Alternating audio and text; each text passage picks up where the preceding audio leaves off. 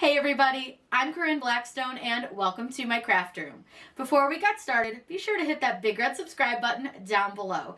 That'll make you part of my crafty family here on YouTube, and you don't want to miss out on any of the fun crafts that we have coming up. Today's video is going to be all about the Infusible ink markers.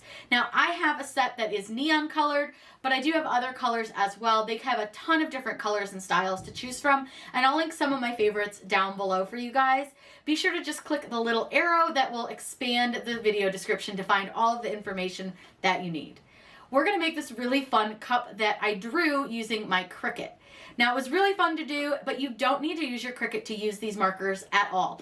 You can draw your own design, have your kids draw a design, and then you can press it onto any sublimation blank. That's what I love about these. Now, you can use this with laser copy paper or sublimation paper. Each work really well. I've done it with regular copy paper as well, and they're not quite as bright, but it still works just fine.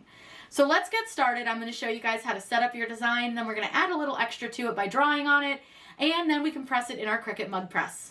Whatever we do it just for fun. Over here in Cricut Design Space, we're going to work with some Infusible ink markers to show you guys how you can do these really cool designs on their coffee mugs using their markers. So we're going to just use regular project from them. What I like about their projects now is they're really easy to kind of search through. So you can actually go through the categories here and find a lot of really easy to do things. So what I'm going to do is look for Infusible ink, and you should be able to find one that you can do with your markers by shopping and looking around through the Infusible ink. You'll see that you've got like cities ones. There's some really, really neat ones for your Infusible ink. So let me find a cool one and we will make this really fun design. So I ended up going into my images instead. It seemed a little bit easier to find these. So we're going to use these cut and draw options here. So you can kind of choose whatever one you like, whatever kind of design you want to go for. But if anybody knows me, they know I like cats. So I'm going to go with the cats one. Now I will need to double check and make sure this is the right size because I do have the 15-ounce mug. So I will kind of need to measure, but this looks like it's about the right size.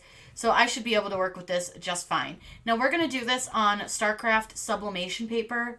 They say laser paper, but let me tell you a secret. Sublimation paper works just as well. So if you have sublimation paper, you can absolutely make that work. Now the one thing I will say is you can color these in or do whatever you want to do, but I'm just going to show you how it works, and I'll color a couple in so that you guys can really see what it looks like. So what I'm going to do is just click the word make it.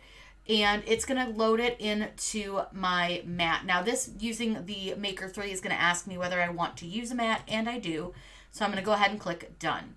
Now because this is lined up long ways, we will put our paper down on our sheet long ways like this is showing. All we have to do now is click continue, and it's going to ask us to choose our material setting. Now because we're not using Infusible ink, we will need to choose a different setting. I like to do this on the light cardstock setting because I'm just using paper that is just regular sublimation paper. Now it's telling us to load our pen.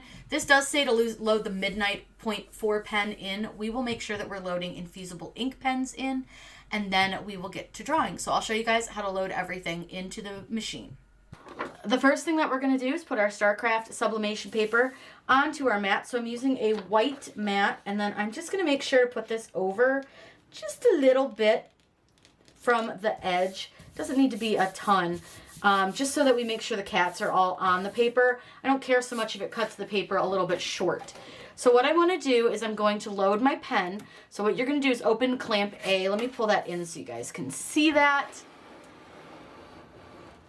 Okay, so we're going to open clamp A, which is right here. Now I'm going to go ahead and color my cats in with pink. I couldn't find my black, so we're just going to go ahead and use this pink one. I think it'll be fun. These are the Infusible ink markers, so you need to make sure that that's what you're using. Press it until it clicks, then close clamp A. Then you want to load your mat into your machine. It's going to measure my mat.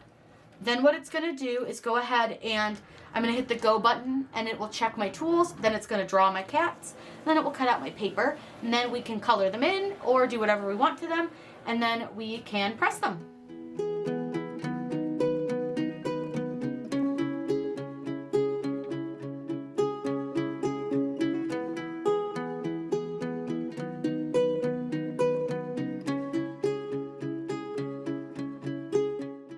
So now that it's done drawing, I'm gonna go ahead and make sure to take my marker out, and you can see my marker is she's not doing so good. She's not doing so hot. She's a little old. So we do have a couple kitty cats that didn't draw really well, but that's okay. It's fine. This is just more or less to show you how to do this. So we don't have to worry too much. So what I'm going to do is go ahead and unload that, and I'm going to close this up just so it's out of our way. What I want to do is I'm going to unload my mat by flipping it upside down, and I'm going to roll my design off of my mat like this. So my mat's the one that's actually rolling, because you do want to try to keep your design fairly flat. So I'm going to go ahead and put all this stuff out of the way, and then I'll show you guys what we do to color it in. So we have all of our kitties, and like I said, you can see my marker didn't do so great on some of them. That's okay. We can always just kind of try to go through and trace it. It's really up to you. I'm going to go ahead and give it a shot. I cannot draw to save my life, but let's try to fix this kitty up a little bit so that he doesn't look like such a hot mess. He's still going to look like a hot mess because I can't draw. But this marker is old, so it's probably seen the last of its useful time. But these are really fun, so I will say that definitely recommend checking out these Infusible ink markers. They're super fun. You can also get similar markers from Artspree or Arspree. I'll link those down below too. They're kind of the same idea. So there you go, kind of fixed them. So let's just go in and let's give these kitties some like fun collars and stuff. So I'm just going to draw some collars on my kitties. That way they have, you know, just a little bit of fun. We'll just do the ones that you can actually see their necks. And I'll just do a couple different colors so that you guys can kind of get a look of what the colors look like. But you can see that these markers are doing a much better job as far as like coloring. Still not great, but better. We'll do an orange collar. We'll do this chunky cat in an orange collar. And then we'll do this guy with a collar. Like I said, this is just kind of to show you guys what these colors look like. You don't have to do this. This is really up to you and if you want to. But you can kind of put your own spin on it. You can add names to them, whatever you want to do. So let's add like a little collar tag. Let's do little yellow collar tags on the blue collars. And let's do orange collar tags on the yellow collars. Like I said, again, these markers are kind of dying. So these are not going to be amazing. Let's do blue. The blue one seems great. I must not have used the blue one as much. But again, you can kind of see. So another thing I will say is that when you store these, try to store them upside down and not like flat, which I did not store them upside down. So that might be part of my problem too. So I'm going to go ahead and finish coloring those.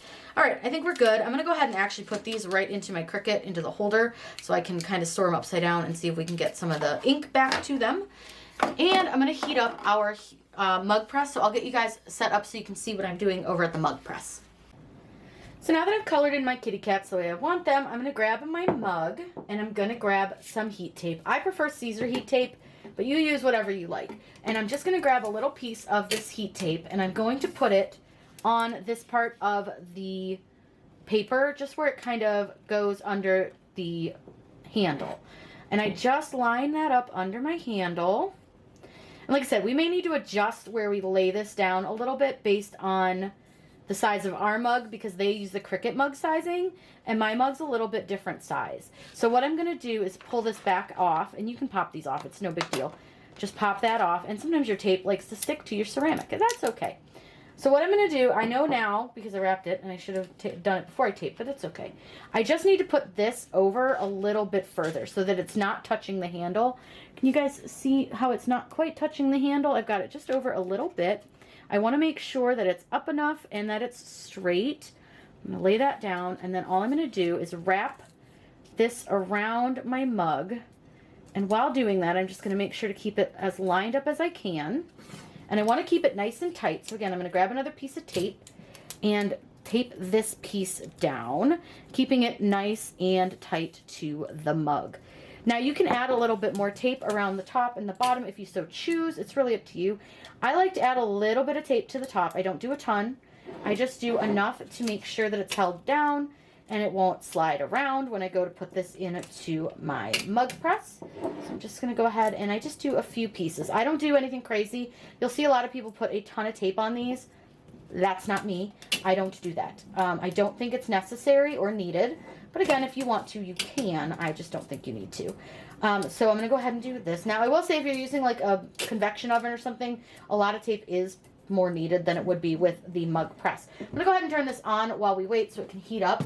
And then I'm going to get the butcher paper. So butcher paper is really important. This is also known as blowout paper. A lot of people will call it that. So I recommend using a white butcher paper, and all I'm going to do is cut this into a rectangle here, and I will need to cut it down a little bit because my mug is going to be smaller than my rectangle that I cut. And all I'm going to do is, same idea, I'm going to grab the tape and I'm going to put a piece of tape just on the edge right here. Now, I will say that a lot of times you want to put it a little closer to the bottom because you're going to have a lot of overlap here.